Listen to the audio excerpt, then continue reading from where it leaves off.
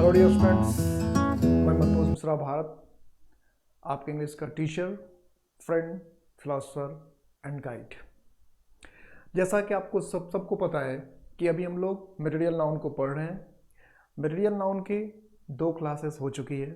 जो बिल्कुल नए बच्चे हैं उनको मैं बता दूं कि हम लोग ग्रामर बिल्कुल बेसिक से पढ़ रहे हैं, फर्स्ट क्लास से। तो आपको क्लास वाइज डिस्क्रिप्शन लिखा हुआ है कि first class first day, second class second day करके ऐसे है सारी चीज़ें।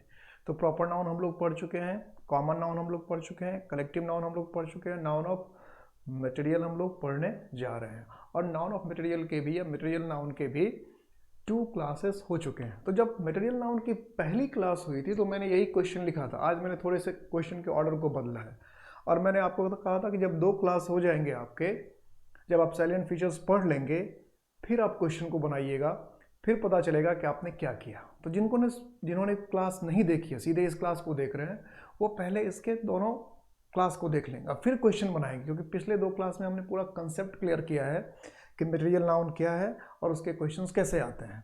अब हम उसके क्वेश्चन को सॉल्व कर रहे हैं। तो पहले क्वेश्चन मैंने क्या बताया कि coins were made of N alloy half a gold and half a silver.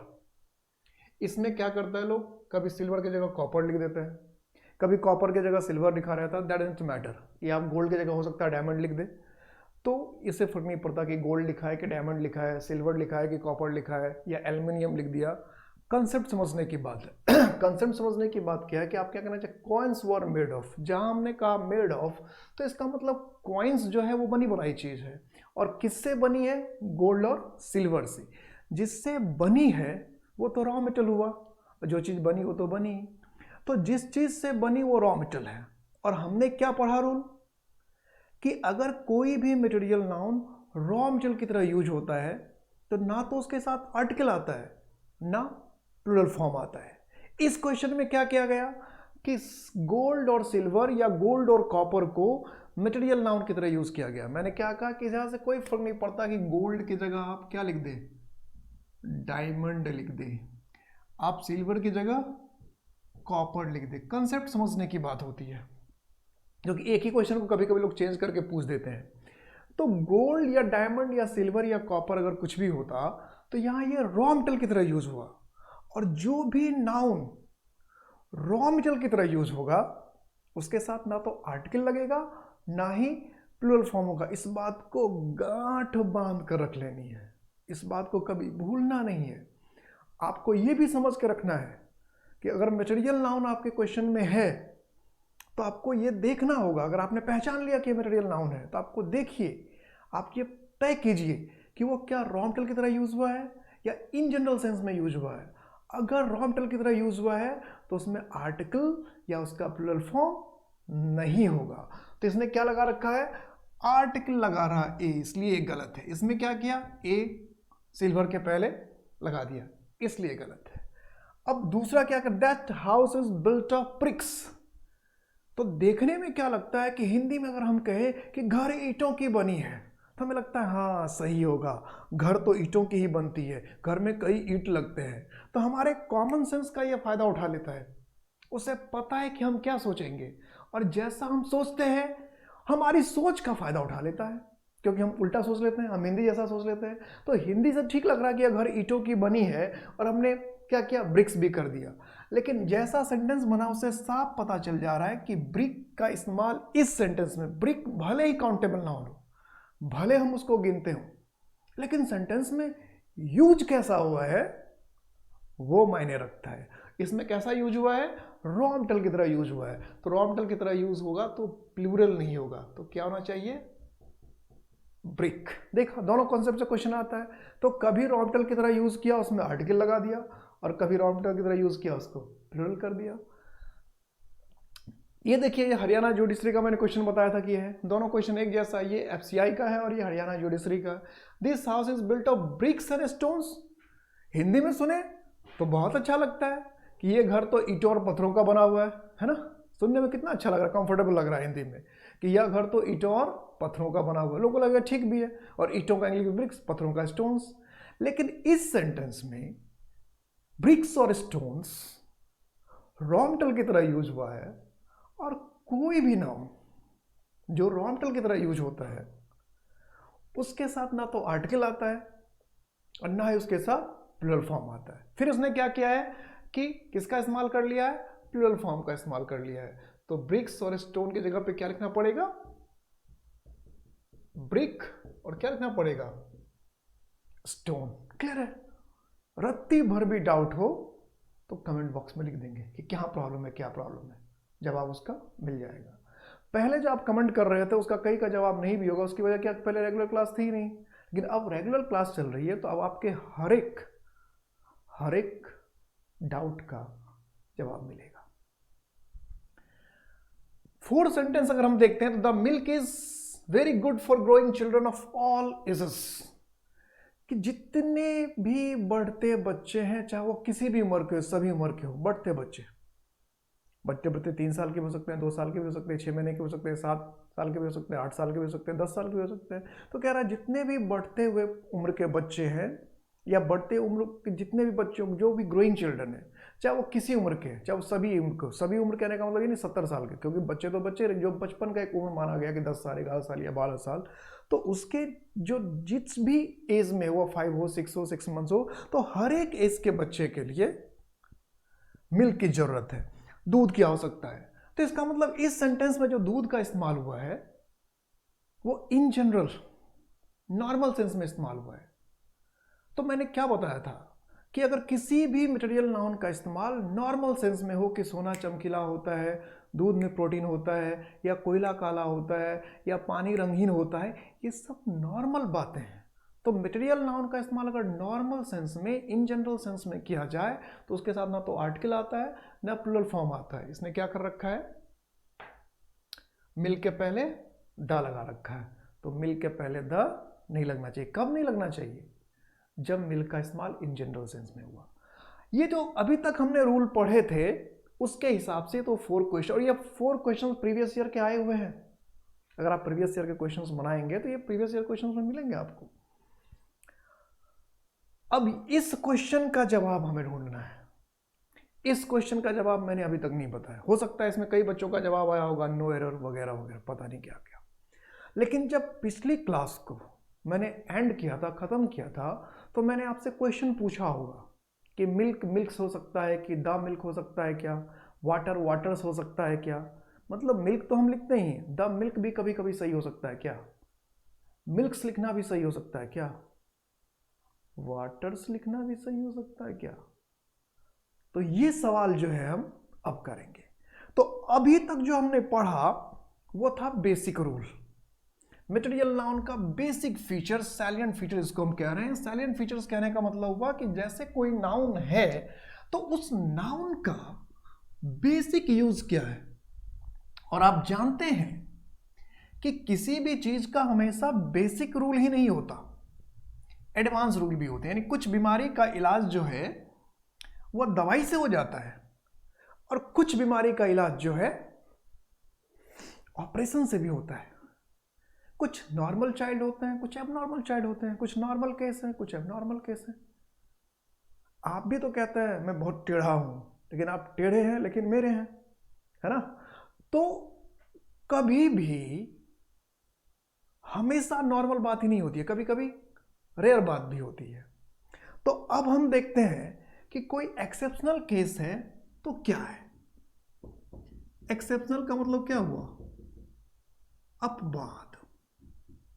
मतलब अब हम ऐसे केस को देखना चाहते हैं जो नॉर्मल केस से डिफरेंट है, नॉर्मल केस नहीं है, जो नॉर्मल केस से डिफरेंट है।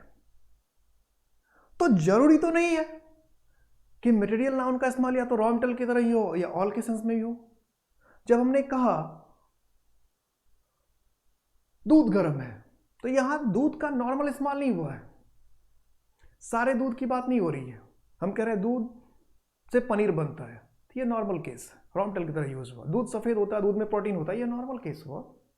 लेकिन अगर हम ये कहते हैं कि दूध गर्म है, दूध गंदा है, दूध में मक्खी है, चाय में मक्खी है, तो इसका मतलब ये नॉर्मल केस नहीं है, थोड़ा सा डिफरेंट हो गया। चाय में मक्खी होना नॉर्मल नहीं है, दूध का गर्म होना हमेशा नॉर्मल नहीं है, दूध ठंडा भी होता है, हो सकता है। समझ में आगे बात। तो एक्सेप्शनल केस नॉर्मल नहीं होता। जैसे इसमें जो बात हो रही है, T which I am drinking is hot, तो हमें सोचना ये है, अगर मैं क्वेश्चन आपसे ये पूछूं, कोई सेंटेंस ये दूं कि T is hot, the T is hot, और अगर आपसे मैं पूछूं कि which one is correct of this two sentences, कि इस दोनों सेंटेंस में कौन सा सही है, विच वन इज करेक्ट, तो आपका जवाब क्या होगा? तो आप में से मैक्सिमम लोगों का जवाब हो सकता है कि फर्स्ट वन इज करेक्ट,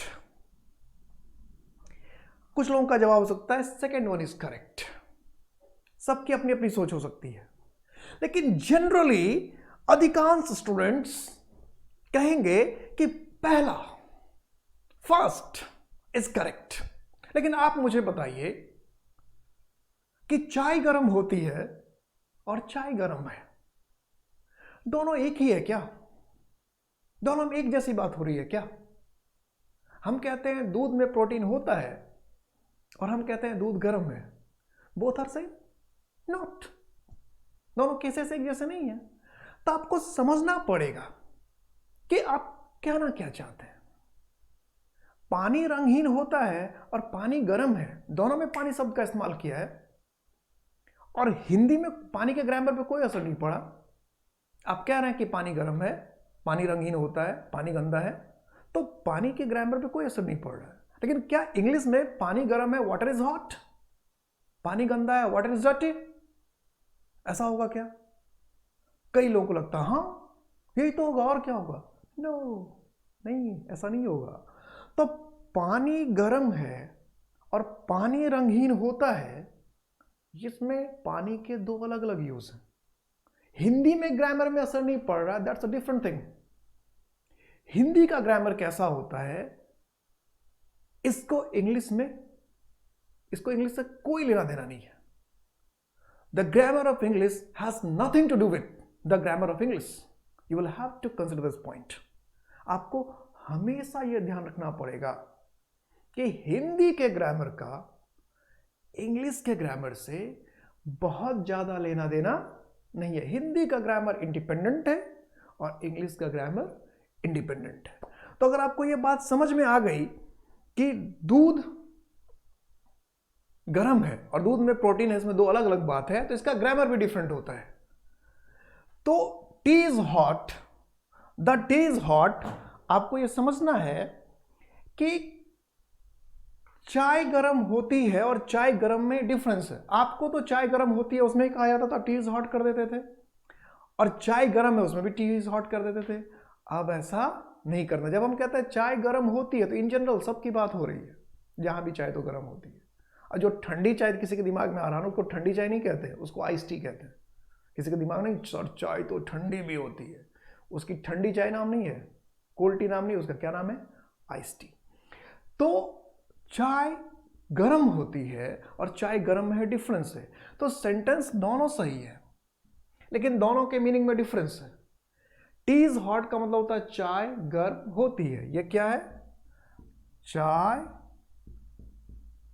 गर्म होती है, ये नॉर्मल सामान्य बात कर रहा है कि चाय है तो गर्मी है, तो ये है टी इज हॉट। लेकिन ये कह रहा है चाय गर्म है, दोनों के मीनिंग में डिफरेंस हो गया।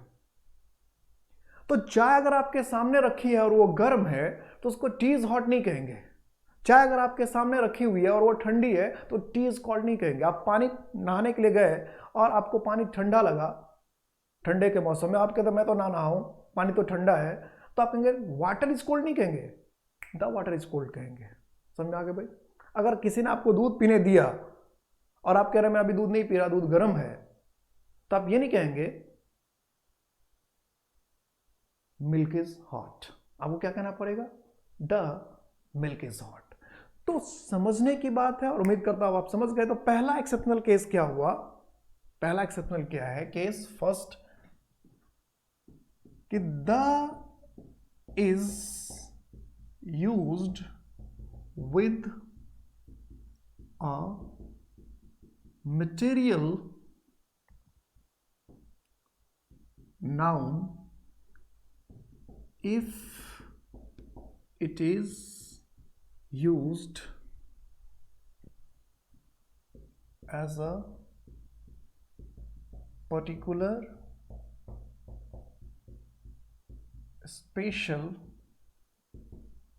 or different thing। क्या कि the is used with material noun. अभी हमने पढ़ा कि मटेरियल नाउन के साथ द का इस्तेमाल नहीं होता है, लेकिन मटेरियल नाउन के साथ आर्टिकल का इस्तेमाल कब नहीं होता है? जब वो रॉ मटेरियल की तरह यूज किया गया हो या सब के लिए इस्तेमाल किया गया हो। यहाँ ये बात ही नहीं कर रहा है, यहाँ कह रहा है कि the is used with material noun if it is used as a particular, special और डिफरेंट थिंग। अब हमें यह समझना पड़ेगा सबसे पहले कि ये पर्टिकुलर, स्पेशल और डिफरेंट होता क्या है, किसको कहे पर्टिकुलर, किसको कहे स्पेशल, किसको कहे डिफरेंट। तो पर्टिकुलर, स्पेशल, डिफरेंट कहते हैं, आपके दिमाग में कुछ खास जाएगा, अरे आप स्पेशल का मतलब कुछ और समझ लेते हैं, आपके लिए स्पेशल कुछ और हो जाता है। तो यहां जो स्पेशल है, ग्रामर में जो हम स्पेशल कह रहे हैं, पर्टिकुलर कह रहे हैं, ग्रामर में जो हम स्पेशल कह रहे हैं, पर्टिकुलर कह रहे हैं, उसका सेंस क्या होता है उसे समझना है। यहां पर्टिकुलर, स्पेशल कहने का मतलब होता है thing in front of the speaker and the listener. Thing के पहले भी तो लगा सकते हैं, वैसे मैं पूरा सेंटेंस नहीं लिखा इसलिए नहीं ध्यान दिया इतना। Thing in front of the speaker and the listener, मतलब जो चीज बोलने वाले के और सुनने वाले के दोनों के सामने है तो उसके वो स्पेशल हो जाता है, चाहे वो कॉमन नाउन हो, चाहे वो कलेक्टिव नाउन हो, चाहे मटेरियल नाउन। अगर भीड़ चली आ रही है हमारी तरफ तो हम ये नहीं कहेंगे क्राउड इज कमिंग, क्या कहेंगे? The crowd is coming towards me. कोई लड़का है चला आ रहा है मेरी तरफ तो क्या कहेंगे? The boy is coming towards me. कोई कुत्ता है वही भागा जा रहा है तो क्या कहेंगे? The dog is running. Dog is running नहीं कहेंगे, द डॉग इज रनिंग। तो कोई भी चीज, चाहे वो कॉमन नाउन हो, चाहे वो कलेक्टिव नाउन हो, चाहे वो मटेरियल नाउन हो, अगर वो बोलने वाले और सुनने वाले, the speaker and the listener, जो स्पीकर है उसके भी, जो सुनने वाला है उसके भी सामने है तो द लगाएंगे। क्या लगाएंगे? द। इसीलिए द को हम लोग डेफिनेट आर्टिकल कहते हैं कि जिस नाउन को हमें डेफिनेट करना है, पर्टिकुलर करना है, उसके साथ द लगा देते हैं तो द का नाम ही रख दिया गया क्या? Definite article. ठीक है, द को इसलिए डेफिनेट आर्टिकल कहते हैं। तो पर्टिकुलर होने का एक मतलब ये हुआ। दूसरा मतलब क्या है पर्टिकुलर होने का? सेकेंड थिंग क्या है पर्टिकुलर होने का?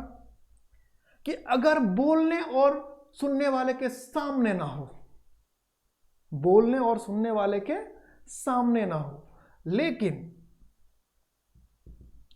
Thing known to the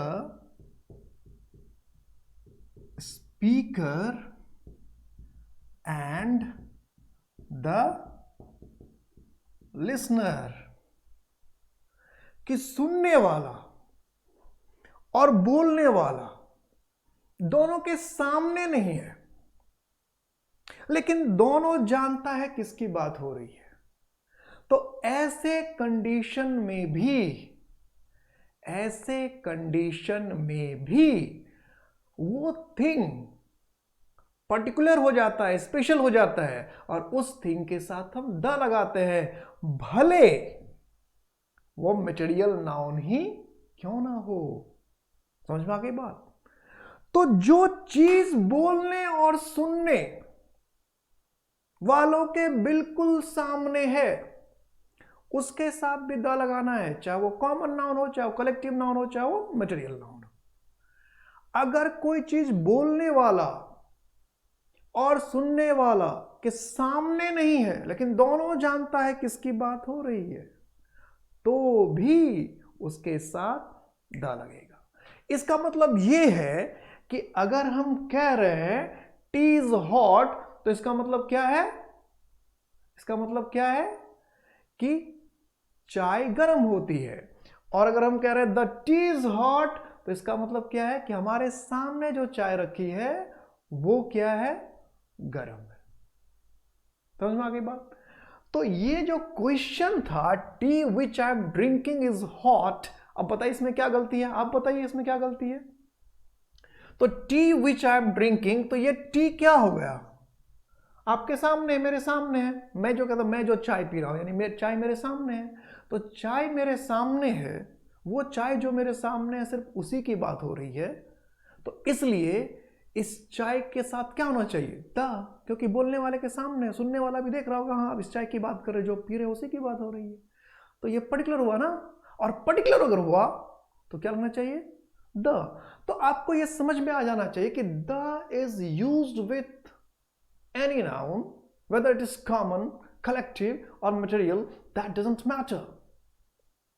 Da can be used with a noun who is particular, special or different. And what is the meaning of the particular, special or different?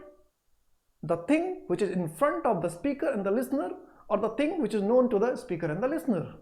Clear?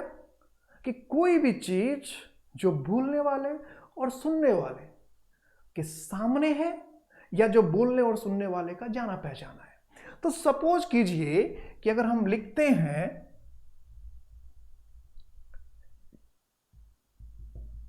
Give me salt और give me the salt, ये clear हो गया? इसके साथ क्या लगना चाहिए? The, यानी फर्स्ट में एरर था, क्या होना? The T. तो द टी जब हम कहेंगे तब जाके ये क्या होगा? पर्टिकुलर होगा।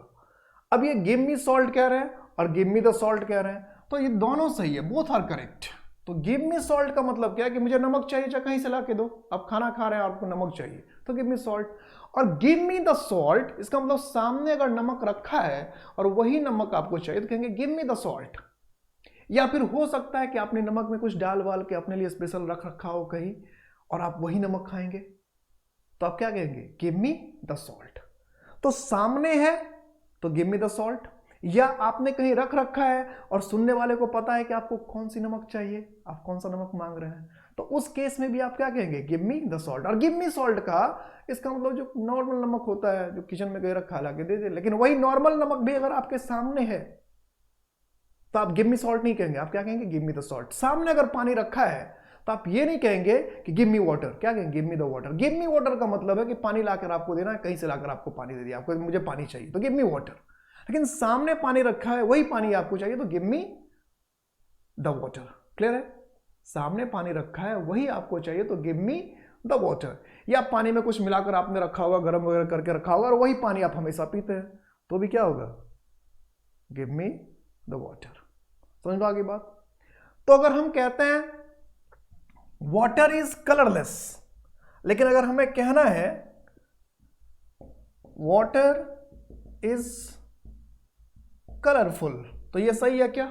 हम कह रहे हैं पानी रंगीन है, तो अगर हम कह रहे हैं कि पानी रंगीन है और हमने बनाया वाटर इज कलरफुल, तो सही है क्या? गलत। इसका तो मतलब हो गया, अगर वाटर के साथ आपने द नहीं लगाया, आर्टिकल नहीं लगाया, तो इसका मतलब जो भी पानी है, जहां भी पानी है, सब क्या है? कलरफुल ही है। तो ऐसा नहीं है। अगर हम इन जनरली ऑल के सेंस में बात कर रहे हैं, तो ऑल के सेंस में जब मटेरियल नाउन का इस्तेमाल करते हैं तो ना तो उसके साथ आर्टिकल लगता है, ना प्लूरल होता है। तो इसके साथ आर्टिकल नहीं लगा, इसका मतलब इसका जनरल यूज हुआ है, और जनरल यूज हुआ है इसका मतलब क्या? जनरली पानी कलरफुल होता है, तो ऐसा तो है ही नहीं। समझ आ रही बात? क्या समझना है कि अगर मटेरियल नाउन के साथ आर्टिकल द नहीं लगा है, तो इसका मतलब है मटेरियल नाउन का इस्तेमाल जनरल हुआ है, सामान्य यूज हुआ है। तो वाटर इज कलरफुल कह रहे हैं, इसका मतलब हो गया सारे पानी ही क्या होते हैं? कलरफुल होते हैं, ऐसा तो है नहीं।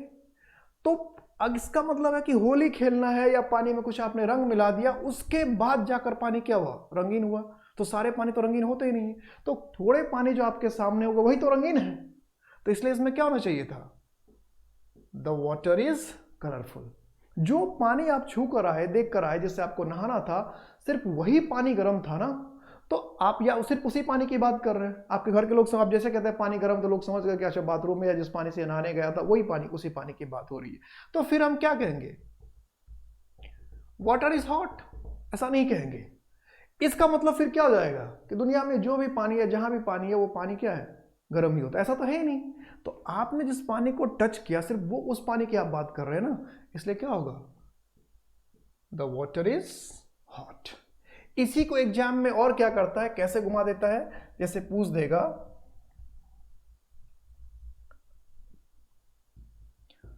कॉटन ऑफ महाराष्ट्र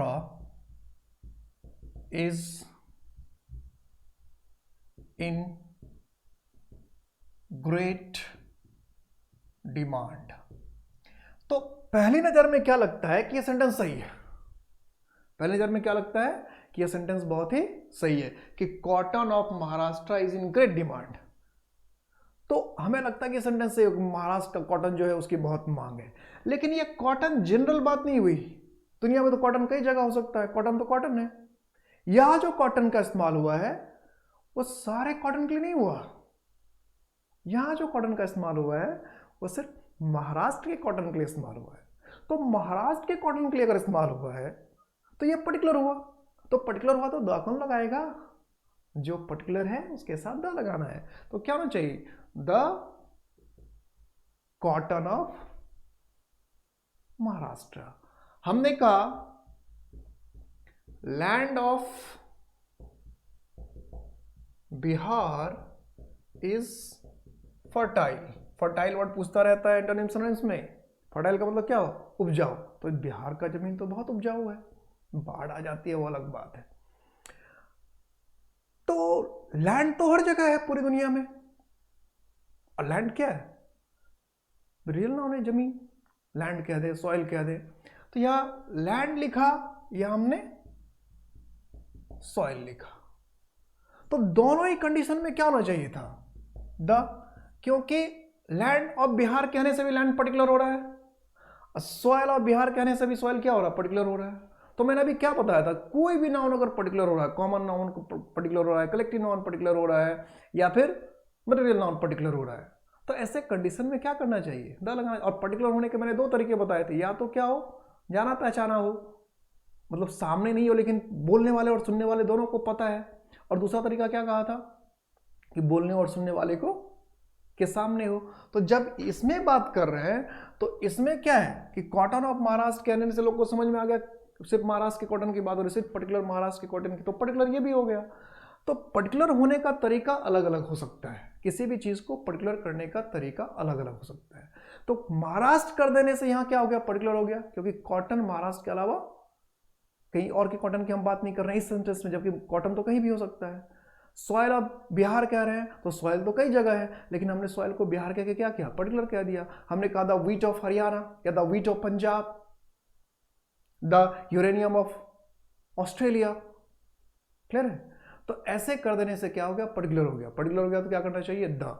तो आप देख रहे हैं कि नॉर्मल केस से भी कुछ कॉमन रहता है और एक्सेप्शनल केस से भी कॉमन रहता है। आपको अभी बहुत कुछ सीखना मटेरियल नाउन में बाकी है, अभी खत्म नहीं हुई बात, अभी और भी रूल है। नेक्स्ट रूल पे आते हैं। अब जैसे हमें यह देखना है, अगर हम बात करें, पहले तो अपनी याददाश्त को थोड़ा सा ताजा कीजिए। अगर हम ऐसा लिख दें 5 गोल्ड्स, या हम लिख दें 2 सिल्वर्स, तो क्या यह सेंटेंस सही है? फटाफट सोच लीजिए, क्या यह सेंटेंस सही है? अगर किसी सेंटेंस में 5 गोल्ड्स का यूज किया गया है, किसी सेंटेंस में 2 सिल्वर्स का इस्तेमाल किया गया, तो क्या वह सही हो सकता है? फटाफट सोचना है। क्या आपके सेंटेंस में 5 गोल्ड्स या 2 सिल्वर्स लिखना सही हो सकता है? क्या यह प्रैक्टिकली पॉसिबल है? क्या आपने कभी 5 गोल्ड्स 2 सिल्वर्स ऐसा लिखा हुआ देखा है? क्या यह सही होता है? तो फर्स्ट रिएक्शन जो आपके दिमाग में आया होगा वो यही होगा, अरे ऐसा तो नहीं होता, गोल्ड्स भी 5 होने लगा, 5 गोल्ड्स 2 सिल्वर्स, नहीं नहीं, ऐसा कैसे होगा? इतनी भी ग्रामर खराब नहीं होती। गोल्ड्स में 5 गोल्ड्स लिख दिया, सिल्वर में 2 सिल्वर्स लिख दिया, नहीं। ऐसा ही रिएक्शन है क्या? ऐसी ही सोच है क्या? तो मैं बार बार क्या कहता हूँ, अगर हमारी ऐसी सोच होती है तो इसी सोच का फ़ायदा उठा लेता है एग्जाम में। जैसा हम सोचते हैं जरूर नहीं है कि हमेशा वो सही हो। तो इस तरह की चीज़ें जब हम पढ़ते हैं तो हमें थोड़ा सा अजीब सा लगता है। तो अब हमें यही देखना है कि ये जो 5 गोल्ड्स है 2 सिल्वर्स है, 5 गोल्ड्स है 2 सिल्वर्स है, इससे कैसे क्वेश्चन बनता है, इसका क्वेश्चन कैसे आता है, ठीक है, और ये कैसे सही है। तो अब नेक्स्ट क्लास में हम इसी चीज को देखेंगे कि 2 गोल्ड्स 5 गोल्ड्स 5 सिल्वर्स लिखना कैसे सही होता है, क्या सही होता है। तो आप देखते रहिए हमारे चैनल को। नेक्स्ट क्लास अगली जल्दी आपको मिल जाएगी। अगर आपको हमारी बातें अच्छी लग रही है, पढ़ने में मजा आ रहा है, तो आप इस चैनल को सब्सक्राइब कीजिए, शेयर कीजिए, अधिक से अधिक लोगों तक पहुंचाइए। और उम्मीद मैं कर रहा हूं, मैं अपनी तरफ से पूरी कोशिश कर रहा हूं कि आपको पूरी जानकारी दी जाए। तो क्लास का ड्यूरेशन नॉर्मली आधे घंटे का रखा जाता है ताकि बच्चे आराम से देखें। लंबी क्लासेस नहीं बनाई जाती है, तो आधे घंटे में जितनी चीज़ें हो सकती है मैं आपको बता देता हूँ, और आसानी से। इस बात की जल्दबाजी नहीं रही होती कि जल्दी जल्दी देखकर आप भाग जाए। तो इसलिए आसानी से नॉर्मल लैंग्वेज में सारी बातों को समझने की कोशिश करते हैं, और आप आराम आराम से पढ़ें, समझ कर पढ़ें, और कोई तकलीफ हो तो आप हमें बताएं। तो इससे आगे क्लास जो मटेरियल नाउन की नेक्स्ट क्लास, भाई आपको अगली क्लास तुरंत मिल जाएगी, एक दिन में मिल जाएगा, और आप तब तक वेट करें। और अगर आपको मैं फिर कह रहा हूं कि अगर क्लासेस अच्छी लग रही है तो दूसरे लोगों तक पहुंचाएं, और अपना ख्याल रखें। Take care.